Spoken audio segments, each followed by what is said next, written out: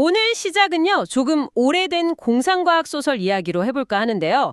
1967년에 나온 로저 젤라즈니의 빛의 제왕이라는 작품이 있습니다. 배경이 아주 흥미롭거든요. 인류가 지구를 떠나서 새로운 행성에 정착한 아주 먼 미래예요. 네. 그런데 처음 그 행성에 도착했던 소수의 우주 비행사들이 자신들의 권력을 유지하려고 아주 교묘한 방법을 씁니다. 어떤 방법이죠? 자기들이 가진 압도적인 기술을 독점해버려요. 그리고는 그걸 마치 뭐랄까 신적인 능력인 것처럼 포장해서 스스로 힌두교 신처럼 군림하는 거죠. 아, 나머지 사람들은 전혀 기술에 접근할 수 없게 만들고요. 그렇죠. 나머지 사람들은 기술로부터 완전히 소외된 채 거의 수백 년 전 중세시대 같은 삶을 사는 겁니다. 그 사람들 눈에는 이 기술 독점자들이 정말로 전지전능한 신처럼 보였을 거예요. 하긴 병을 낫게 하고 날씨를 바꾸고 엄청난 파괴를 일으키는 걸 눈앞에서 봤을 테니까요. 맞아요. 사실 그건 신성한 힘이 아니라 그냥 독점된 과학 기술이잖아요. 바로 그 지점에서 가속주의자라고 불리는 반란군이 등장합니다. 네, 이들은 이건 가짜 신들의 사기극이다 이렇게 외치죠. 기술 독점을 깨부수고 모든 사람이 기술의 혜택을 누리게 하려고 싸우는 사람들인데요. 근데요, 이 60년 전 소설 속 이야기가 오늘날 현실 세계의 가장 기묘하고 어두운 정치 철학 중 하나의 영감이 되었다면 어떠세요? 바로 가속주의에 대한 이야기죠. 네, 맞습니다. 보내주신 자료들을 보니까 정말 흥미로운 지점이 많던데요. 오늘 그 핵심을 같이 한번 깊이 파고들어 보겠습니다. 이 논의의 가장 밑바탕에는 아마 우리 모두가 느끼는 감각이 있을 거예요. 어떤 감각이죠? 속도가 너무 빠르다는 거요. 기술, 자본, 사회 변화의 속도가 이제는 한 사람 한 사람의 이해나 통제 범위를 넘어선 것 같다는 그런 불안감이요. 마치 우리가 직접 만든 기술, 자본주의라는 이름의 엄청나게 빠른 차에 타고 있는데 정작 운전석에는 아무도 앉아있지 않은 듯한 그런 기분. 바로 이 불안감이 가속주의라는 기묘한 사상이 자라난 토양이라고 할 수 있습니다. 그 걷잡을 수 없는 속도라는 게 사실 매일 겪다 보니까 감이 잘 안 올 수도 있는데 자료에 나온 예를 보니까 정말 실감이 확 나더라고요. 어떤 예가 있었죠? 인류가 시력 교정을 위해서 안경을 발명하고 나서 그걸 응용해서 세포를 볼 수 있는 현미경을 만들기까지 거의 400년이 걸렸다고 해요. 400년이요? 네. 그런데 DNA 이중나선 구조를 발견하고 나서 그 유전자를 마음대로 편집하는 유전자 가위 기술을 개발하기까지는요, 고작 60년밖에 안 걸렸다는 겁니다. 와, 그보다 더 충격적인 건 아마 마이크로칩 성형 발전일 거예요. 1940년대 최초의 컴퓨터에 들어간 트랜지스터가 정말 겨우 한두 개에서 5개 정도였어요. 5개요? 네. 그런데 2020년대 우리가 쓰는 스마트폰 칩에는 몇 개가 들어있을까요? 상상도 안 되는데요? 400억 개가 넘습니다. 400억? 이건 그냥 숫자가 늘어난 게 아니잖아요. 400년 걸리던 일이 60년 만에 가능해지고 5개짜리가 400억 개가 되는 이 기하급수적인 복리의 힘. 이게 바로 우리 같은 차량의 속도고 이미 인간의 직관적인 이해를 넘어선 뭐랄까 신과 같은 힘이라고 볼 수 있는 거죠. 어떤 사람들은 두려워하는 대신에 이왕 이렇게 된 건 차라리 엑셀을 더 세게 밟아버리자라고 생각하기 시작했다는 거죠. 그게 가속주의의 시작인가요? 정확합니다. 가속주의라는 용어 자체는 2008년에 영국의 비평가 벤자민 노이스가 이런 흐름을 비판하려고 만들었지만 그 사상적 뿌리는 훨씬 더 전으로 1995년 영국 워릭대학교의 한 괴짜 연구 집단으로 거슬러 올라가요. 네. 사이버네틱 문화연구단, 줄여서 CCRU라고 불리던 곳입니다. CCRU. 이름부터가 뭔가 심상치 않은데요. 사이버네틱스의 문화연구? 어떤 곳이었나요? 철학자 닉 랜드를 중심으로 모인 말 그대로 주류 학계를 거부하는 반항아 그룹이었어요. 핵심 멤버였던 세디 플랜티의 회고에 따르면 그들의 목표는 당시 90년대에 팽배했던 인터넷이 모든 걸 해결해 줄 거야 하는 식의 쾌활하고 낙관적인 유토피아주의를 박살내는 거였죠. 오히려 반대로 갔군요. 네. 그들은 철학, SF 소설, 사이버네틱스 이론에 심지어 오컬트나 악마학 같은 것까지 마구 뒤섞었습니다. 잠깐만요. 오컬트랑 악마학이요? 학자들이 모인 곳이 맞아요? 맞아요. 그게 이들의 특이점이죠. 그들은 자본주의가 마치 그 러브크래프트 소설에 나오는 이해할 수 없는 우주적 공포의 존재, 크툴루처럼 작동한다고 봤어요. 크툴루요? 네. 인간의 이성으로는 도저히 파악할 수 없고 오직 그 광기에 접속해야만 본질을 알 수 있다고 믿었죠. 그래서 멤버들이 약물에 심하게 의존하거나 정말로 악마를 소환하는 의식 같은 걸 행했다는 기록도 남아 있습니다. 와, 정말 상상 초월이네요. 결국 이런 극단적인 행보랑 멤버들의 정신적 붕괴가 겹치면서 그룹은 몇 년 만에 해체됐습니다. 정말 영화 같은 이야기인데 그런데 그렇게 해체된 그룹의 아이디어가 어떻게 21세기에 다시 부활해서 심지어 정치 철학이 될 수 있었던 거죠? 그들이 뿌린 씨앗이 인터넷이라는 토양에서 살아남아서 아주 기이한 형태로 자라난 거죠.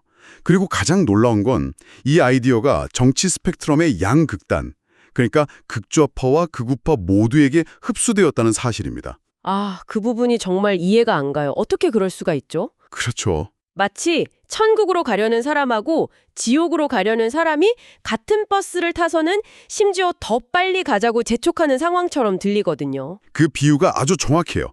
그들이 가속을 원하는 이유, 그러니까 목적지가 완전히 다르기 때문에 가능한 일입니다. 목적지가 다르다? 네, 먼저 좌파 가속주의부터 한번 살펴보죠. 이들은 CCRU 멤버였지만 나중에 결별한 마크 피셔 같은 사상가의 영향을 많이 받았어요. 이들의 주장은 이렇습니다. 자본주의 시스템은 이미 우리를 착취하고 있고 불평등을 낳고 있다. 하지만 이 시스템이 만들어낸 기술, 즉 자동화나 인공지능 같은 것들은 엄청난 잠재력을 가지고 있다. 어떤 잠재력을 말하는 거죠? 모든 인간을 고된 노동에서 해방시킬 잠재력이요. 이들은 기술과 자본주의를 극한까지 밀어붙여서 시스템의 내적 모순을 폭발시키고 스스로 붕괴하게 만들어야 한다고 주장합니다. 붕괴시킨다. 네, 그 잿더미 위에서 고도로 발전된 기술만을 쏙 빼내서 모든 사람이 노동 없이 풍요와 자유를 누리는 완전 자동화된 럭셔리 공산주의 같은 그런 탈자본주의 유토피아를 건설하자는 거죠. 아까 그 버스 비유로 말하자면 버스가 지금 엉뚱한 길로 가고 있지만 일단 목적지 근처까지 최대한 빨리 달려가서 버스를 부순 다음에 맞아요. 그 엔진만 떼어내서 우리가 원하는 유토피아행 슈퍼카를 만들자는 계획인 셈입니다. 와, 굉장히 과격하지만 그래도 일말의 희망이라도 있는 계획처럼 들리네요. 그런데 그 탈자본주의 유토피아라는 게 너무 순진한 생각 아닐까요? 기술이 노동을 대체했을 때 그 혜택이 정말 모두에게 평등하게 돌아갈 거라고 믿는 근거가 있나요? 바로 그 지점이 비판받는 부분입니다. 자료에서도 그 부분에 대한 구체적인 방법론보다는 당위성을 주장하는 데 그친다고 지적하죠. 권력과 자본을 쥐인 사람들이 과연 순순히 자신들의 기득권을 내려놓고 유토피아 건설에 동참할 것인가? 이 질문에는 답을 피하는 경향이 있고요. 그렇군요. 자, 그럼 이제 버스의 반대편 좌석으로 가보죠. 바로 우파 가속주의입니다. CCRU를 이끌었던 닉 랜드의 관점이 이쪽을 대표한다고 하셨죠. 이들의 목적지는 어딘가요? 이쪽은 훨씬 더 어둡고 냉소적입니다. 그들에게 유토피아는 없어요. 유토피아가 없다. 네. 그들은 기술과 자본주의는 절대 분리할 수 없는 한 몸이라고 봅니다.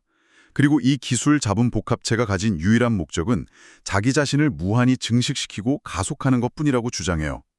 그 과정에서 인류는 그저 이 시스템의 숙주일 뿐이고 결국 기술에 완전히 흡수되거나 쓸모없어져서 파괴될 운명이라는 겁니다. 잠깐만요. 그럼 파멸이 예정되어 있다는 건데 대체 왜 그걸 가속하자는 거죠?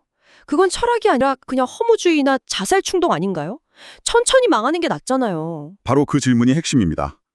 그들의 논리는 이래요. 어차피 우리가 탄 버스는 브레이크가 고장났고 절벽을 향해 미친 속도로 돌진하고 있다. 네. 우리는 내릴 수도 없고 운전대를 뺏을 수도 없다. 이 끔찍한 상황이 10분 더 지속되는 것과 1분 만에 끝나는 것 중에 뭐가 더 나은가? 아, 그들은 이 절벽으로 떨어지는 과정의 공포와 혼돈을 길게 겪느니 차라리 엑셀을 끝까지 밟아서 더 빨리 충돌해 모든 걸 끝장내는 게 낫다고 보는 겁니다. 어떤 사람들에게는 고통 그 자체보다 피할 수 없는 고통을 기다리는 시간이 더 끔찍할 수 있다는 심리에서 나온 아주 극단적인 발생이죠. 듣고 보니 끔찍하지만 어떤 논리인지는 알 것 같네요. 결국 좌파든 우파든 우리는 이 질주하는 차에서 내릴 수 없다는 무력감을 공유하고 있는 거군요. 그렇습니다. 가속주의는 단순히 소수의 기이한 철학이 아니라 우리 시대가 느끼는 깊은 불안감을 반영하는 하나의 증상으로 볼 수 있어요. 좌파 가속주의에 영감을 준 마크 피셔가 남긴 유명한 말이 있잖아요. 네. 이제는 세상의 끝을 상상하는 것이 자본주의의 끝을 상상하는 것보다 더 쉬워졌다. 우리는 이 시스템의 대안을 상상하는 능력 자체를 잃어버렸고 어디로 가는지도 모르는 채 그저 앞으로 나아갈 뿐이라는 무력감에 빠져 있다는 진단입니다. 이런 생각은 일부 기술기업 창업자들이나 미래학자들의 말과도 묘하게 겹치는 것 같아요. 기술의 진보는 궁극적으로 자연스럽고 선한 흐름이지만 그 방향은 누구도 통제할 수 없다는 식의 주장이요? 맞아요. 이건 마치 인간 기술 자본으로 이루어진 이 거대한 기계가 스스로 의지를 갖고 자기 성장을 조정하고 있으니 우리는 그저 그 흐름에 순응해야 한다는 말처럼 들리거든요. 바로 그 지점에서 기술은 새로운 신의 위치에 오르게 됩니다. 새로운 신. 네. 모든 것을 알고 모든 것을 할 수 있으며 그 결과는 궁극적으로 선할 것이라는 믿음의 대상이 되는 거죠. 마치 고대의 신이 홍수를 일으켜 인류를 심판하더라도 그건 더 큰 선을 위한 신성한 계획의 일부라고 믿었던 것처럼요.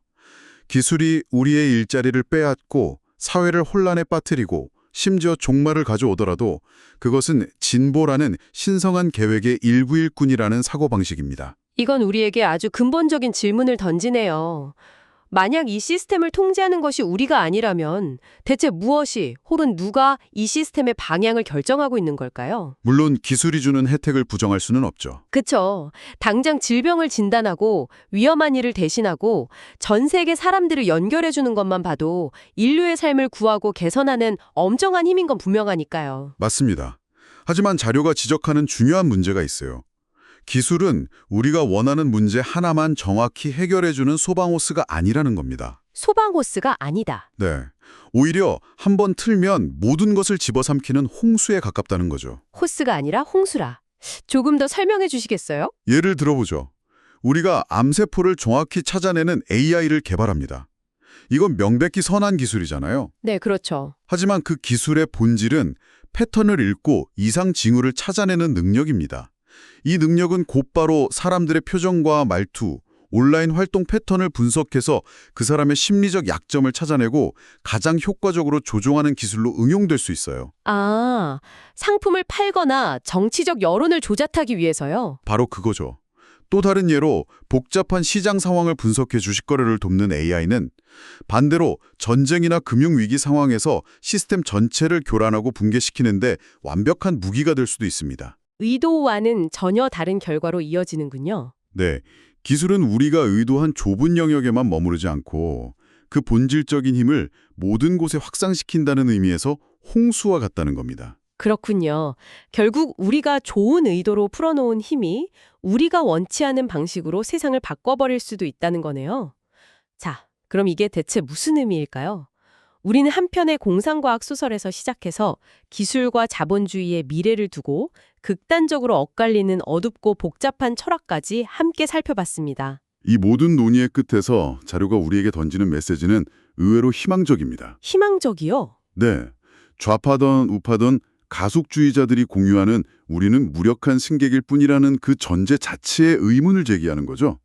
어쩌면 우리는 생각보다 무력하지 않을지도 모른다고요. 아, 우리에게는 여전히 브레이크를 밟거나 적어도 핸들을 조금이라도 틀거나 아니면 옆자리에 앉은 사람과 우리 대체 어디로 가는 거죠? 라고 대화하며 더 나은 길을 찾을 힘이 남아있을 수 있다는 가능성입니다. 무작정 엑셀을 밟는 것만이 유일한 선택지는 아니라는 말이군요. 결국 기술은 그 자체로 선하거나 악한 것이 아니라 우리의 욕망이나 결함을 거대한 규모로 증폭시키는 거울과 같다는 말이 정말 와닿네요. 그렇죠. 그렇다면 문제는 기술 자체가 아니라 그걸 사용하는 우리 내면의 심리적인 문제라고 봐야겠어요. 맞습니다. 그래서 자료는 우리가 때로는 위나 앞, 즉 더 높은 기술과 더 빠른 미래만 볼 것이 아니라 안과 아래를 내려다보면서 의도적으로 속도를 늦춰야 한다고 제안합니다. 안과 아래를 본다. 네, 우리 자신의 내면을 들여다보고 우리의 불완전함과 무지를 겸손하게 인정하는 것, 모든 희망은 바로 거기서부터 시작된다는 것이죠. 오늘의 이야기는 결국 속도를 늦추고 내면을 들여다보라는 결론으로 향하네요. 하지만 속도와 성장을 무엇보다 중요하게 여기는 이 세상에서 과연 느리게 가는 것이 현실적으로 가능한 선택일까요? 만약 우리가 정말로 잠시 멈춰서서 내면을 들여다본다면 어쩌면 그동안 이 끊임없는 전진과 가속이 우리로 하여금 무엇을 애써 외면하게 만들었는지 그 불편한 진실을 발견하게 될지도 모르겠습니다.